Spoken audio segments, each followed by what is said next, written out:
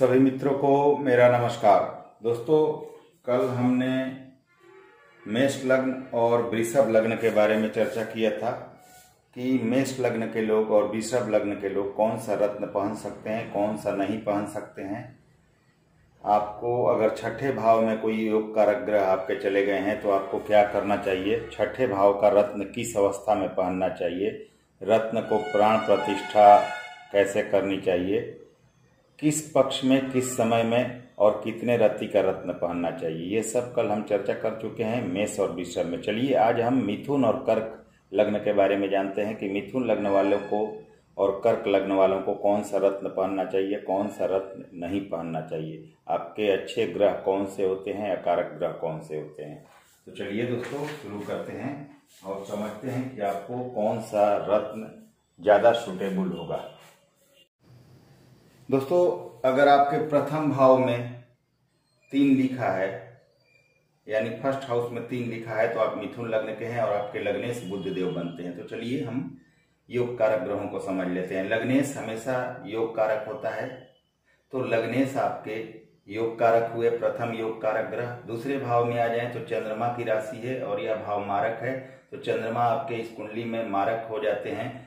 तृतीय भाव में सूर्य देव की राशि है, तृतीय भाव बहुत अच्छे घर में नहीं होता है, तो यह सूर्य देव भी इस कुंडली में अकारक होंगे। तो चंद्रमा और सूर्य दोनों यहाँ पर नेगेटिव इस मिथुन लग्न की कुंडली में माने जाते हैं। अब पंचम भाव यानी त्रिकोण भाव होता है और इसके मालिक हमेशा शुभ होते हैं, तो शुक्र देव इस कुंडली में योग कारक होंगे। जो नवम भाव है यह भी त्रिकोण का भाव है, शनि देव इसके मालिक होते हैं, तो शनि देव भी आपके योग कारक होंगे। तो बुध, शुक्र और शनि तीनों इस कुंडली में मिथुन लग्न के योग कारक होते हैं। अब बात आ गई यहाँ गुरु की, क्योंकि बहुत सारे लोगों का मत है कि 2 केंद्र का भाव मिला है इसलिए इनको केंद्राधिपति दोष लगता है या बाधक हो जाते हैं। लेकिन दोस्तों, मैंने जितनी भी कुंडलियां देखी हैं ऐसा कुछ भी नहीं पाया है। जब तक गुरु नेगेटिव भाव में या नीच के न हो जाएं तब तक गुरु मिथुन लग्न में कभी भी बुरा रिजल्ट नहीं देते। आप इसे अप्लाई करके देखिएगा। तो 2 केंद्र, वैसे भी 2 अच्छे केंद्र के भाव जिसको मिला हो वो कुंडली में मारक या बाधक नहीं हो सकता या नेगेटिव नहीं हो सकता, तो गुरु भी यहाँ पॉजिटिव होंगे। तो यहाँ पर बुध, शुक्र, शनि और गुरु ये चारों ग्रह इस कुंडली में योग कारक हुए। अब इस कुंडली में नेगेटिव ग्रह यहाँ पर चंद्रमा और सूर्य हुए तथा छठे भाव के स्वामी होने के कारण मंगल देव इस कुंडली में नेगेटिव हुए। चंद्रमा, सूर्य और मंगल तीनों इस कुंडली में अकारक हुए। इनका रत्न आपको नहीं पहनना है। अब चलिए हम बात करते हैं कि रत्न आप कैसे पहन सकते हैं। बुध का रत्न, क्योंकि लग्नेश हैं, आप इनका रत्न पहन सकते हैं। पन्ना आप पहनिएगा तो स्वास्थ्य आपका अच्छा रहेगा, सम्मान बढ़ेगा, सफलता मिलेगी। अब बुध कहाँ कहाँ हो तो आप इनका रत्न पहन सकते हैं। बुध अगर लग्न में हो तो पहन सकते हैं, धन भाव में आ जाए तो पहन सकते हैं, चतुर्थ भाव में अपने उच्च की राशि कन्या राशि में आ गए तो पहन सकते हैं, पंचम भाव में तुला में आ गए तब भी पहन सकते हैं, ये आपके सप्तम भाव में आ जाए तब भी पहन सकते हैं, आपके नवम भाव में बुध आ जाए तब भी इनका रत्न पहन सकते हैं। अगर दसम भाव में यानी मीन राशि में आएंगे तो ये नीच के हो जाएंगे, तो यहाँ का रत्न आपको नहीं पहनना है। एकादश भाव में मेष में भी आ जाए तब भी आप इनका रत्न पहन सकते हैं। तो बुध यहाँ जिस जगह पर मैंने बताए हैं यहाँ पर अगर हो तो आप इनका रत्न पहन सकते हैं। अब बात करते हैं हम शुक्र की। अब हम शुक्र की बात करते हैं।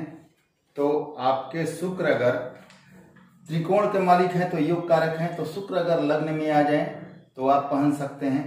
अगर ये धन भाव में आ जाए तब इनका रत्न पहन सकते हैं। अगर ये आपके चतुर्थ भाव में आ जाए तो कन्या राशि में नीच के हो जाते हैं तो आप इनका रत्न नहीं पहन सकते। अगर पंचम भाव में अपने राशि में तुला में आ गए तो इनका रत्न पहन सकते हैं। सप्तम भाव धनु में आ गए तो रत्न पहन सकते हैं। ये अगर आपके नवम भाव कुंभ में आ जाए तब भी इनका रत्न पहन सकते हैं। अगर ये मीन में आ गए तब भी आप इनका रत्न पहन सकते हैं, क्योंकि मीन में शुक्र देव ऊंच के हो जाते हैं तो यहाँ का भी आप रत्न पहन सकते हैं। अगर आय भाव में मेष राशि में आ गए तब भी आप इनका रत्न पहन सकते हैं। चतुर्थ भाव में नहीं पहनना है, छठवें, 8वें, 12वें में नहीं पहनना है। तृतीय भाव पर हम आगे चर्चा करते हैं।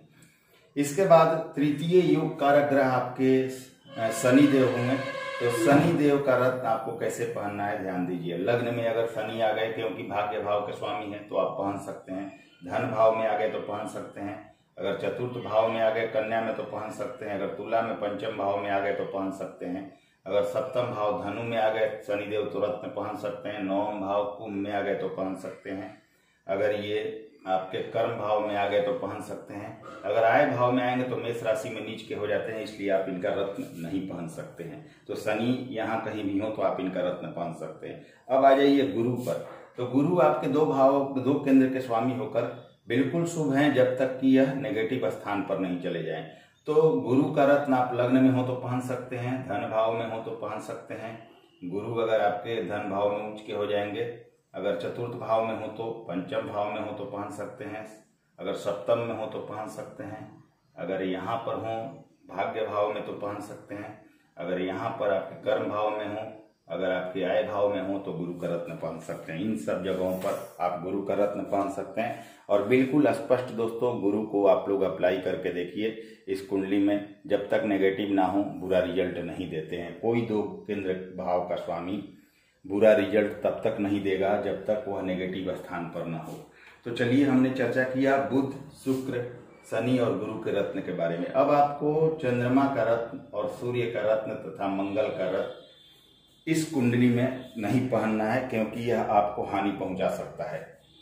आपको बुध का रत्न पन्ना, शुक्र का रत्न ओपल या डायमंड, गुरु का पुखराज और शनि का नीलम या नीली आपको आवश्यकता अनुसार, कुंडली की आवश्यकता अनुसार पहनना है। और कुंडली देखकर पता चलेगा कि किस ग्रह का रत्न पहनना अच्छा होगा। चलिए दोस्तों, आगे बात करते हैं। विशेष परिस्थिति में तृतीय भाव का रत्न भी पहना जाता है, क्योंकि किसी भी शास्त्र में नहीं बोला गया है कि तृतीय भाव का रत्न नहीं पहना जा सकता है। भागदौड़ और मेहनत बढ़ेगी, लेकिन आपको उसका लाभ भी मिलेगा। तो कुंडली की स्थिति के अनुसार तृतीय भाव का भी रत्न आप आराम से पहन सकते हैं और वह आपको लाभ देगा। मैंने हजारों कुंडलियों पर इसे अप्लाई करके देखा है। सभी योग कारक ग्रहों में कुंडली की आवश्यकता अनुसार जिस ग्रह से लाभ हो और जिसका जरूरत हो, जिसे बल देना है या कोई अस्त हो गया है या जिससे आपको फायदा लेना है, उस ग्रह का रत्न पहना जाता है कुंडली देखकर और उसका लाभ लिया जा सकता है। तो योग कारक ग्रहों का ही रत्न पहनना चाहिए। परंतु रत्न पहनने से पहले आप चलित कुंडली अवश्य देखें। ऐसा हो सकता है दोस्तों, चलित कुंडली में मान लीजिए कि यहाँ पर आपके शुक्रदेव यहाँ पर ही आ गए हैं और आपने रत्न पहन लिया है, पंचम भाव में लग्न कुंडली में बहुत अच्छे हैं, लेकिन चलित में अगर यह छठे भाव में चले गए हैं तो अपनी दशा अंतरदशा में यह छठे भाव का फल देंगे और उस स्थिति में रोग ऋण शत्रु बढ़ा देंगे। तो कभी भी आपको रत्न पहनने से पहले चलित कुंडली जरूर देखनी है कि चलित कुंडली में वह ग्रह कहीं दूसरे भाव में तो नेगेटिव भाव या नीच का तो नहीं हो गया है। अगर वह स्थिति है चलित कुंडली में तो आपको उस ग्रह का रत्न नहीं पहनना चाहिए। तो बिना चलित कुंडली देखे रत्न ना पहने। अब रत्न के वजन पर आते हैं। तो आपके वजन से सवाई होना चाहिए, यानी कि आपका रत्न, अगर आपका वजन 70 किलो है तो 8.25 रत्ती का रत्न आपको पहनना चाहिए। वही अगर आपको उप रत्न पहनना है तो करीब करीब 9 रत्ती से ऊपर चाहिए, तो थोड़ा सा ज्यादा पहनना पड़ता है ताकि उसका इफेक्ट पड़े। तो आपके वजन के सवाई चाहिए। 70 किलो है तो 8.25 रत्ती का पहनिए, उप रत्न पहन रहे हैं तो 9 रत्ती प्लस पहनिए, तो अब आपको फायदा होगा। अब त्रिक भाव पर आ जाते हैं दोस्तों कि त्रिक भाव में कोई ग्रह है तो आप उसका रत्न कैसे पहन सकते हैं। देखिए मित्रों, इसका एक नियम है। जैसे इस कुंडली में एक त्रिकोण के मालिक शुक्रदेव हैं, लेकिन यह द्वादश भाव के भी मालिक हैं। तो छठे, 8वें, 12वें में कहीं भी शुक्रदेव बैठेंगे, कहीं भी बैठ जाएं शुक्रदेव, तो यह विपरीत राजयोग होगा। छठे, 8वें, 12वें में बशर्ते कि लगने से स्ट्रांग हो, और छठे, 8वें, 12वें में कहीं भी बैठे, क्योंकि 12वें भाव में इनकी राशि है। तो ये तीनों में से कहीं भी बैठेंगे तो विपरीत राजयोग होगा। लेकिन किस स्थिति में आप इसका रत्न पहन सकते हैं समझ लीजिए। विपरीत राजयोग हो और उस ग्रह की एक राशि योग कारक हो तथा वह ग्रह सूर्य से अस्त हो। तो यहाँ देखिए, एक त्रिकोण के मालिक होकर ये योग कारक हैं, एक राशि इनकी योग कारक है, और द्वादश भाव में एक राशि है। तो ये कहीं भी बैठेंगे, छठवें, 8वें, 12वें में, तो विपरीत राजयोग बनेगा। मान लीजिए यहीं पर बैठे हैं तो एक राशि योग कारक है, तो यहाँ पर बैठ गए हैं और यहीं पर सूर्य देव आपके हैं, या मान लीजिए सूर्य आपके अगले घर में है। तो यहाँ पर अगर सूर्य से अस्त हैं शुक्रदेव, यहाँ से अस्त कर दे सूर्य या यहाँ से सूर्य अस्त कर दे, तो विपरीत राजयोग है, एक राशि योग कारक भी है और यह ग्रह सूर्य से अस्त भी है। तब आप उस ग्रह का रत्न पहन सकते हैं और उस ग्रह का रत्न पहन के लाभ ले सकते हैं। एक ही परिस्थिति होती है, दूसरा कोई स्थिति नहीं होता जिसमें त्रिक भाव का रत्न पहनना चाहिए। अब दोस्तों कुछ नियम समझ लीजिए। शुक्ल पक्ष के पंचमी से कृष्ण पक्ष के पंचमी तक रत्न पहनना चाहिए। रत्न हमेशा हाथ की उंगली में पहने, गले में नहीं, क्योंकि त्वचा में स्पर्श करेगा तभी उसका लाभ मिलता है, तो यह ध्यान दीजिए। और रत्न जिस दिन धारण कर रहे हैं उस दिन अमावस्या, ग्रहण या संक्रांति काल ना हो, इसका ध्यान रखें। और रत्न हमेशा शुक्ल पक्ष में ही पहने। जिस दिन रत्न पहन रहे हों उस दिन चंद्रमा आपके राशि से चौथे, 8वें या 12वें में गोचर ना कर रहे हों, इसका ध्यान आपको रखना हमेशा आवश्यक है, तभी रत्न आपको पहनना है। अब चलिए दोस्तों, मिथुन की बात हो गई, कर्क की बात करते हैं। कर्क लग्न में सभी ग्रहों के बारे में जानते हैं और रत्नों के बारे में जानते हैं। मित्रों, अगर आपके प्रथम भाव यानी फर्स्ट हाउस में 4 लिखा है तो कर्क लग्न है आपका, और चंद्रमा आपके लग्नेश होते हैं।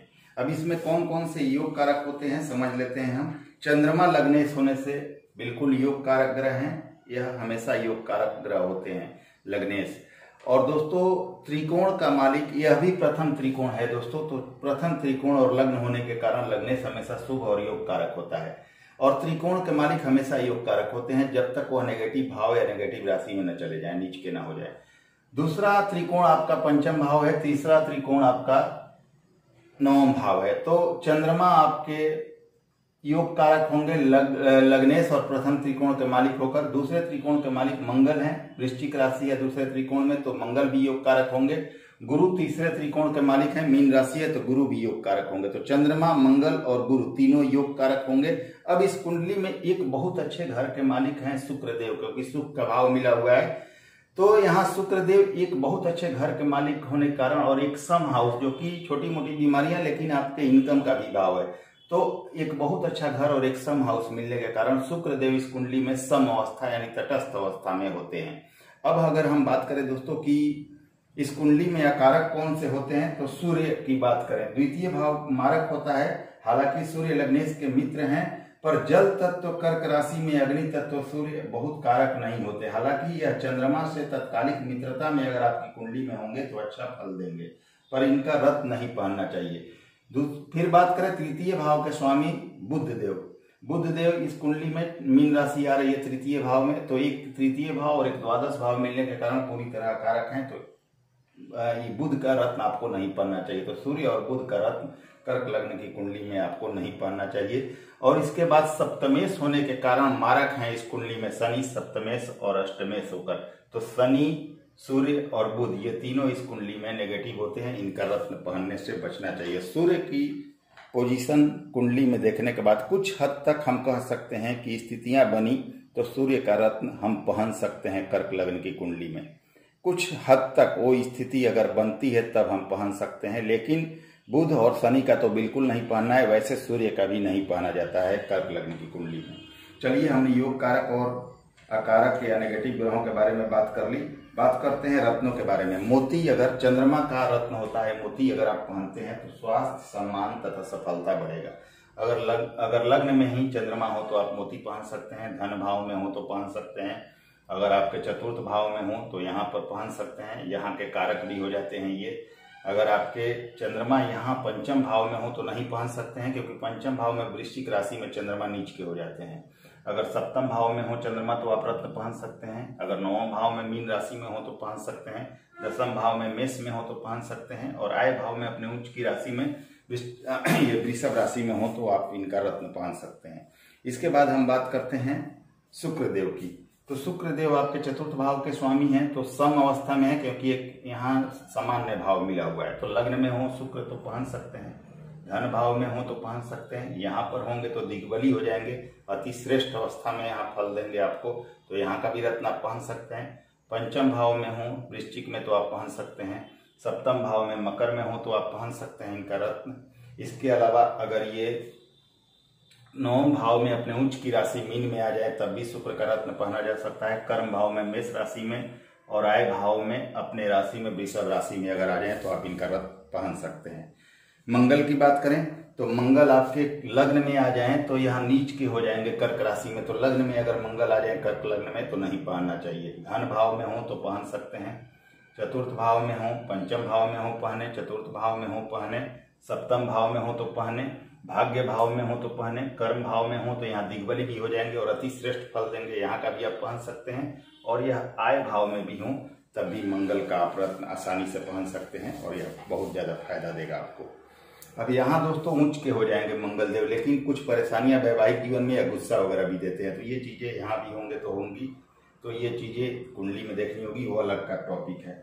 अब बात करें हम गुरु की, तो गुरु आपके भाग्य भाव के स्वामी हैं। अगर गुरु आपके लग्न में आ जाए तो ऊंच के हो जाते हैं, आप रत्न पहन सकते हैं। धन भाव में हो तो पहन सकते हैं, चतुर्थ भाव में तुला में हो तो पहन सकते हैं, वृश्चिक में पंचम में हो तो पहन सकते हैं, सप्तम में आ जाए तो ये नीच के हो जाएंगे ये मकर राशि में, तो इनका रत्न नहीं पहनना चाहिए। अगर नौम भाव में हो तो पहन सकते हैं, अगर दसम भाव में हो मेष में तो पहन सकते हैं, वृषभ में आय भाव में हो तो पहन सकते हैं। तो यहाँ ये सब ग्रह हो तो आप रत्न पहन सकते हैं, जो भी कारक ग्रह हो। अब इस कुंडली में आपको शनि का, सूर्य का और बुध का रत्न नहीं पहनना है। आगे अगर हम बात करें दोस्तों, शनि इस कुंडली में मारक होते हैं, लेकिन जो भी ग्रह मारक होता है, ध्यान दीजिएगा दोस्तों, जो भी ग्रह मारक होता है अगर अपने राशि में बैठ जाए तो वो उस राशि का पॉजिटिव फल देता है, इसका ध्यान आपको रखना पड़ेगा। अब विशेष परिस्थिति में तृतीय भाव का आप रत्न पहन सकते हैं, कुंडली के अनुसार, आवश्यकता के अनुसार तृतीय भाव का रत्न भी हम पहन सकते हैं। किसी भी शास्त्र में ऐसा वर्णन नहीं है कि तृतीय भाव का रत्न नहीं पहना जाता है। तृतीय भाव का रत्न पहन सकते हैं, मेहनत भाग दौड़ बढ़ेगी लेकिन उसका लाभ भी आपको मिलेगा। तो कुंडली के अनुसार तृतीय भाव का भी रत्न पहना जाता है। दोस्तों, योग कारक ग्रहों का रत्न कुंडली की आवश्यकता अनुसार पहना जाता है। कोई अस्त हो, मृत हो, किसी का बल बढ़ाना है, योग कारक हो, कमजोर हो या महादशा अंतरदशा चल रही है, उसका लाभ लेना है तो आप उसका रत्न कुंडली देखकर पहन सकते हैं और उसका लाभ मिलता है। रत्न आपके वजन से सवाई होना चाहिए। कहने का मतलब है कि अगर आपका वजन 80 किलो है तो आपको 9.25 रत्ती का लाइफ टाइम जो रत्न है वो पहनना चाहिए। लेकिन अगर आप लाइफ टाइम रत्न नहीं पहन रहे, उप रत्न पहन रहे हैं, तो 80 किलो वजन है तो कम से कम 10 रत्ती का पहनना चाहिए ताकि उसका लाभ मिल सके। तो वजन से सवाई जरूर लाइफ टाइम रत्न पहने। अगर आप उप रत्न पहन रहे हैं तो 2 बढ़ाकर पहने, जैसे 8 है तो 10 रत्ती के, 80 है तो आपको 10 रत्ती का पहनना चाहिए। पर कभी भी रत्न पहनने से पहले आपको चलित कुंडली अवश्य देखनी होगी, क्योंकि मान लीजिए आपने लग्न कुंडली में ग्रह को अच्छा देखकर पहन लिया और चलित कुंडली में वही ग्रह नेगेटिव भाव में चला गया हो या नीच का हो गया हो, तो उस स्थिति में अपनी महादशा में उस नेगेटिव भाव का फल देगा या नीच का फल देगा। तो बिना चलित कुंडली देखे कभी भी रत्न को नहीं पहनना चाहिए। तो चलित कुंडली अवश्य देखें कभी भी रत्न पहनने से पहले। अब दोस्तों, त्रिक भाव के बारे में आप लोगों को बता दूं। त्रिक भाव के बारे में जानना बहुत जरूरी है। मान लीजिए यहाँ गुरु की राशि है, आपके त्रिकोण में भाग्य भाव के स्वामी होकर अत्यंत योग कारक हैं, लेकिन एक राशि इनकी छठे भाव में भी आ रही है। तो जब भी इनकी दशा चलेगी यह अपने त्रिकोण का भी फल देंगे, भाग्य भाव का भी, लेकिन साथ में यह छठे भाव का भी फल आपको जरूर देंगे और उस स्थिति में रोग ऋण शत्रु बढ़ेगा। ध्यान दीजिएगा, लग्नेश हो या त्रिकोण का मालिक हो, अगर उसकी एक राशि त्रिक भाव में आएगी तो उस भाव के फल देने का अधिकारी वही ग्रह होता है, तो शुभ के अलावा अशुभ फल भी देता है। अब चलिए, त्रिक भाव में कोई ग्रह हो तो कैसे रत्न पहन सकते हैं उसके बारे में चर्चा करें। उसका एक नियम है दोस्तों, अगर विपरीत राजयोग बन रहा हो और उस ग्रह की एक राशि योग कारक है और वह सूर्य से अस्त है तो आप रत्न पहन सकते हैं। जैसे यहाँ छठे भाव में गुरु की राशि है, तो गुरु कहीं भी बैठे, एक राशि इनकी त्रिकोण में है और एक छठे भाव में है, तो छठे, 8वें, 12वें में कहीं भी बैठेंगे गुरु तो यह विपरीत राजयोग बनेगा। मान लीजिए कि गुरु यहीं पर बैठ गए हैं, गुरु यहीं पर बैठ गए हैं और एक राशि इनकी योग कारक पहले से है, तो यहाँ पर हो गए तो यह विपरीत राजयोग में हो गए। यहीं पर आपके सूर्य हो गए और यह सूर्य से अस्त हो गए, तो आपका तीनों नियम अप्लाई होता है। गुरु की एक राशि अच्छे भाव में है, यहाँ पर विपरीत राजयोग भी गुरु का बना और सूर्य से अस्त भी हो गए, तो उस स्थिति में आप इनका रत्न पहनकर इनका लाभ ले सकते हैं। यही एक नियम है, दूसरा कोई नियम रत्न पहनने का त्रिक भाव में नहीं होता है। अब रत्न शुक्ल पक्ष की पंचमी से लेकर कृष्ण पक्ष के पंचमी तक पहनना चाहिए। रत्न हमेशा हाथ की उंगलियों में पहनना चाहिए ताकि त्वचा से संपर्क कर सके। रत्न को जिस दिन धारण करना है उस दिन अमावस्या, ग्रहण या संक्रांति काल ना हो, इसका ध्यान रखें। रत्न शुक्ल पक्ष में ही पहनना चाहिए। जिस दिन रत्न पहनना हो उस दिन चंद्रमा आपके राशि से चौथे, 8वें या 12वें न हो, इसका भी ध्यान आपको रखकर तब रत्न पहनना है। गोचर देख लेना है उसके लिए। अब चलिए दोस्तों कुछ नियम आप लोगों को बता देता हूं जो कि आपके बहुत काम का होगा। दोस्तों कोई भी ग्रह त्रिक भाव में चला जाए, कोई योग कारक ग्रह आपके त्रिक भाव में नेगेटिव भाव में चला गया हो और वह सूर्य से अस्त ना हो या विपरीत राजयोग में ना हो, विपरीत राजयोग में आकर या सूर्य से अस्त ना हो, उसका रत्न नहीं अगर आप पहन सकते, तो पूजा पाठ तथा बीज मंत्र से पॉजिटिव किया जाता है उस ग्रह को। उससे संबंधित पेड़ या पेड़ के जो जड़ होते हैं उस ग्रह से संबंधित उसको धारण किया जाना चाहिए बाजू में, और बीज मंत्र पूजा पाठ से उस ग्रह को पॉजिटिव करना चाहिए। दोस्तों रत्न के नीचे का तल्ला बिल्कुल खुला होना चाहिए, रत्न नीचे की तरफ निकला होना चाहिए ताकि त्वचा से संपर्क कर सके, तभी आपको उसका इफेक्ट मिलता है। शुद्धिकरण और प्राण प्रतिष्ठा कैसे किया जाता है रत्न का अंगूठी में जड़वाकर, वो आपको बता रहा हूँ। कच्चा दूध होना चाहिए, उबला हुआ दूध नहीं। कच्चा दूध दही में स्वच्छ स्थान पर या पूजा स्थान पर जो रत्न जड़ित अंगूठी है, क्षमा कीजिएगा, जो रत्न जड़ित आपकी अंगूठी है उसे कच्चे दूध और दही में एक कटोरी में रख के पहनने से 24 घंटा पहले पूजा स्थान या स्वच्छ स्थान पर रख देना चाहिए। और धारण करने के दिन प्रातः उठकर स्नान वगैरह के बाद कटोरी को सामने रख देना चाहिए। खास करके स्वच्छ स्थान पर या पूजा पाठ के जगह पर ये काम करें। सामने कटोरी रख दें, उस कटोरी में से उस अंगूठी को निकालकर या उस रत्न को निकालकर गंगा जल में डाल देना चाहिए। फिर उस रत्न से संबंधित ग्रह का वेद मंत्र 108 बार आपको जाप करना चाहिए। फिर उसे धूप दीप दिखाकर उस रत्न से संबंधित देवता से पहनने की आज्ञा और आशीर्वाद मांगनी चाहिए, तब उस रत्न को पहननी चाहिए। माणिक रविवार को पहना जाता है, मोती सोमवार को, मूंगा मंगलवार को, पन्ना बुधवार को, पुखराज गुरुवार को, हीरा या ओपल शुक्रवार को और नीलम शनिवार को। दोस्तों अगर आपको मंत्र नहीं पता है तो नीचे डिस्क्रिप्शन में मैं मंत्र दे रहा हूं, उसको आप देखकर उस ग्रह से संबंधित मंत्र जान सकते हैं। तो चलिए, अगर वीडियो पसंद आए तो लाइक शेयर सब्सक्राइब जरूर करें। अगले वीडियो में फिर से मिलते हैं। नमस्कार, धन्यवाद।